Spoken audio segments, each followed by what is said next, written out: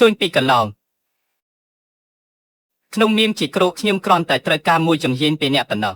តើអ្នកហ៊ាននិយាយពាក្យផ្ទុយពីកន្លងនេះដោយរបៀបណាមានចុះផ្ដើមពីការដែលអ្នកបានហ្វឹកហាត់យ៉ាងលំបាកអស់រយៈពេល3000ឆ្នាំហើយខ្ញុំបានហ្វឹកហាត់លើពីមនុស្សអាក្រក់នេះខ្ញុំនឹងមិនទុកឲ្យអ្នករស់ឡើយ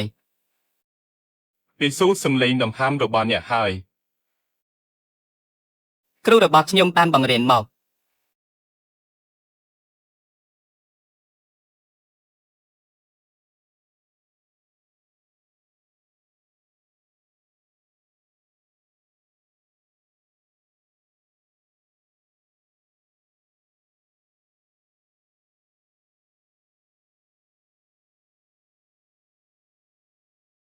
ពេលនេះហើយដែលអ្នកត្រូវចាញ់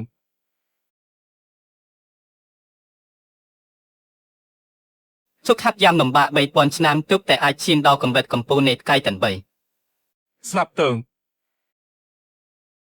ខ្ញុំនឹងកាប់ក្បាលអ្នកនៅទីនេះ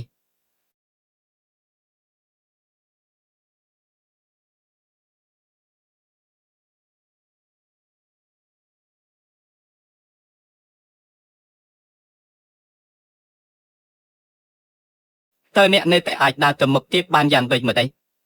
តើធម្មពលរបស់អ្នកខ្លាំងដល់ថ្នាក់នេះម្នាក់អាចប្រៀបធៀបជាមួយគ្រូរបស់ខ្ញុំបានឡើយគ្មាននរណាអាចប្រៀបធៀបបានទេធម្មពលរបស់អ្នកខ្លាំងណាស់ប៉ុន្តែខ្ញុំនឹងមិនទុកឲ្យអ្នករស់ឡើយតើអ្នកនៅតែចង់បន្តតិចមែនទេតើអ្នកកំពុងនិយាយអ្វីនេះគ្រាន់តែជាការចាប់ផ្ដើមប៉ុណ្ណោះខ្ញុំមិនជឿថាអ្នកនៅតែអាចដើរទៅមុខបានទៀតទេ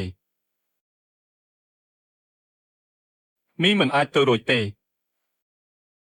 អ្នកកំពុងបង្ខំខ្លួនឯងហើយអ្នកនិយាយថាអ្នកជាមនុស្សខ្លាំងមែនទេនេះជារបស់អ្នកណា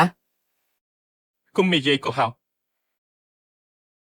កម្លាំងរបស់ខ្ញុំខ្លាំងណាស់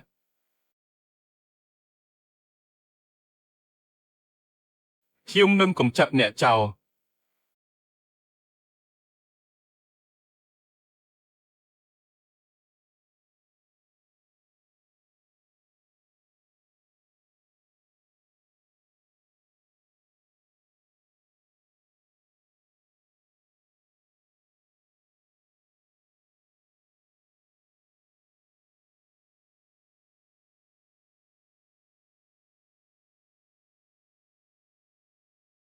ធម្មពលរបស់អ្នកពិតជាអាចទប់ទល់នឹងខ្ញុំបានមែន